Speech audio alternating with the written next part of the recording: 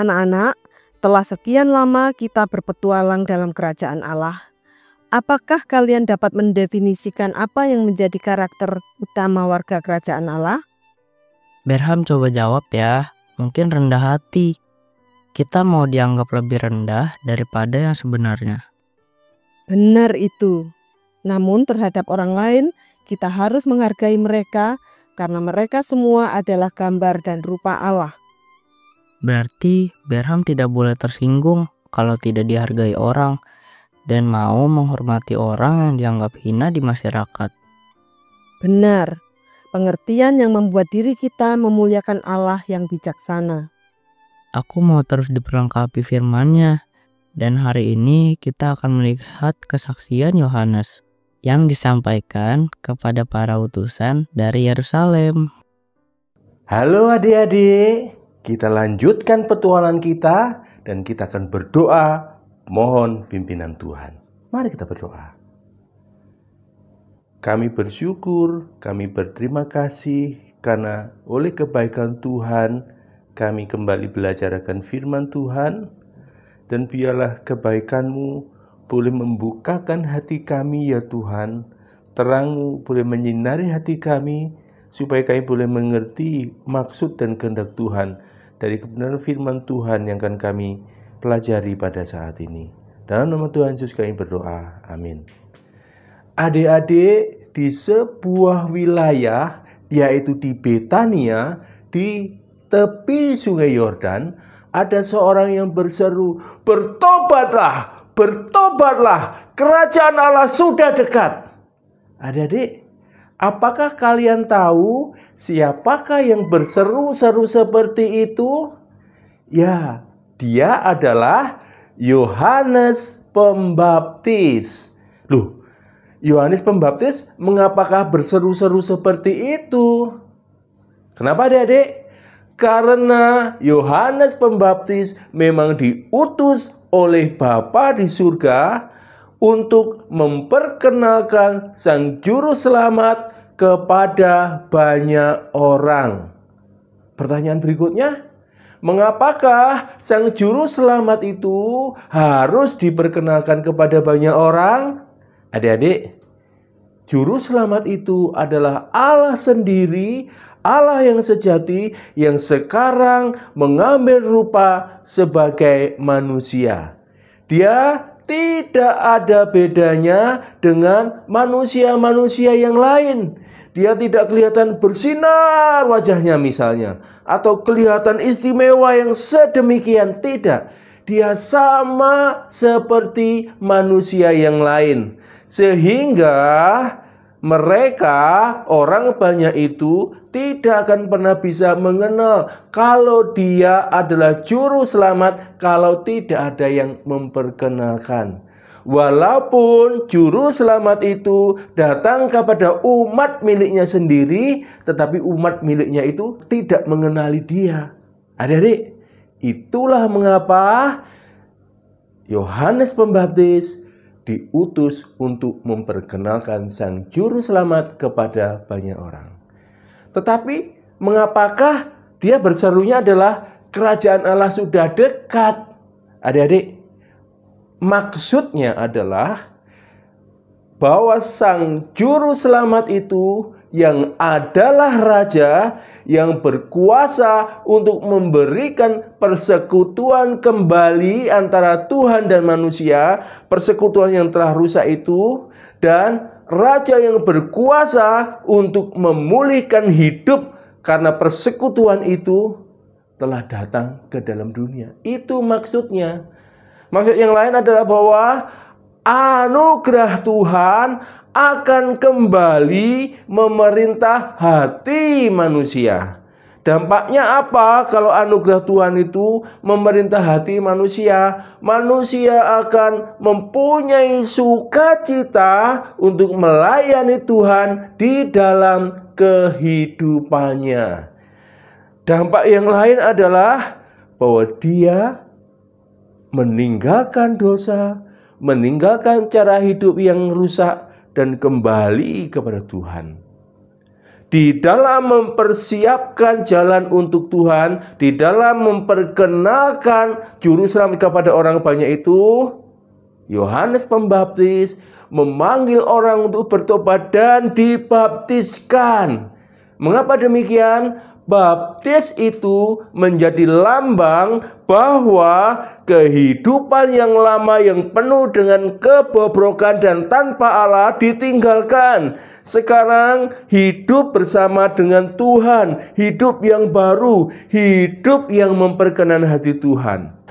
Di saat anugerah Tuhan itu sampai, berarti dia mendapatkan pengampunan karena segala dosa-dosanya dihapuskan seperti air yang membasuh semua kotoran-kotoran kita. Adik-adik, Yohanes Pembaptis dengan berani menantang orang banyak untuk bertobat, meninggalkan dosa-dosanya, untuk menerima anugerah Tuhan. Banyak orang yang datang kepada Yohanes untuk dibaptiskan. Dan itu juga didengar oleh pemimpin-pemimpin agama Yahudi. Mereka menjadi sangat khawatir. Mengapakah mereka menjadi sangat khawatir? Karena mereka takut bahwa mereka akan kehilangan pengikut.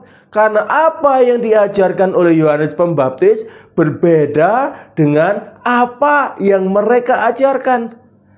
Orang-orang itu, pemimpin-pemimpin agama itu mengajarkan bahwa setiap orang harus berusaha untuk menyelamatkan dirinya sendiri dari murka Allah.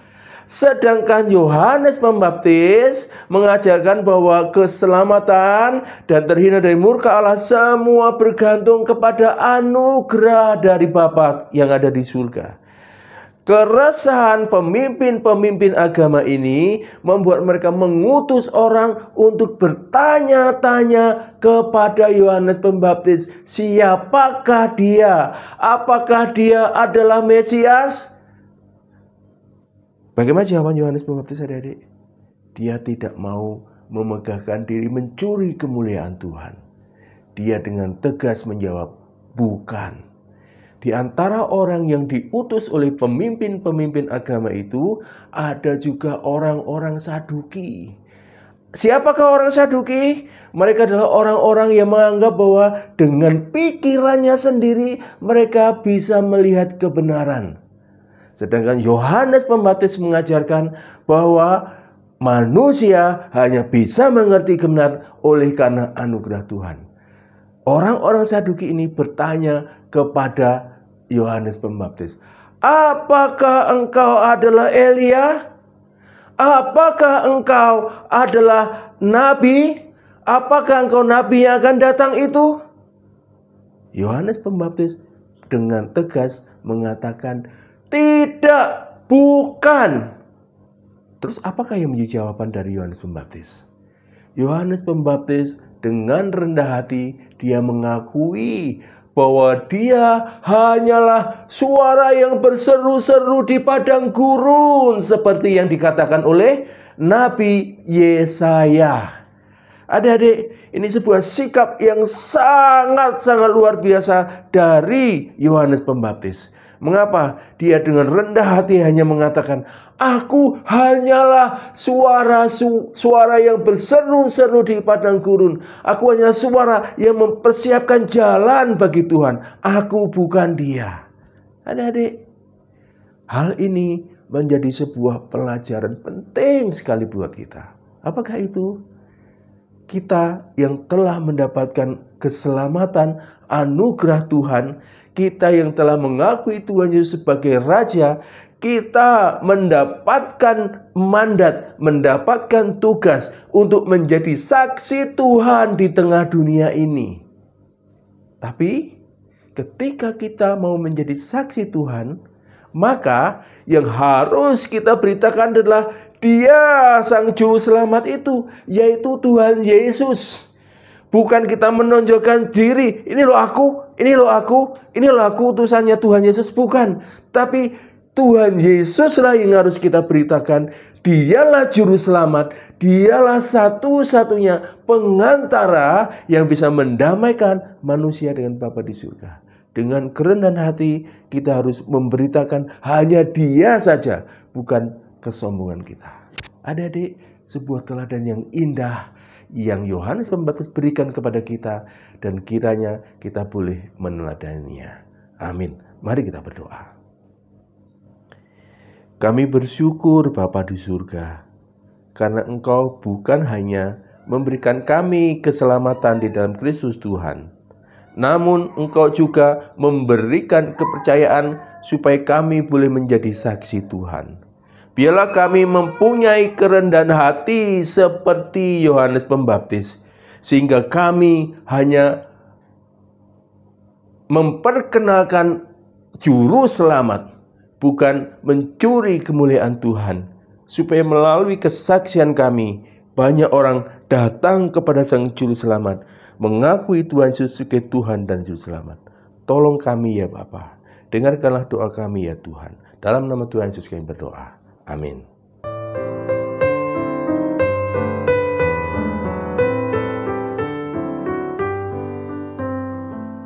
Anak-anak, siapa yang bisa memberikan pendapat bagaimana sikap hati orang Farisi yang diutus untuk bertanya tentang status Yohanes Pembaptis?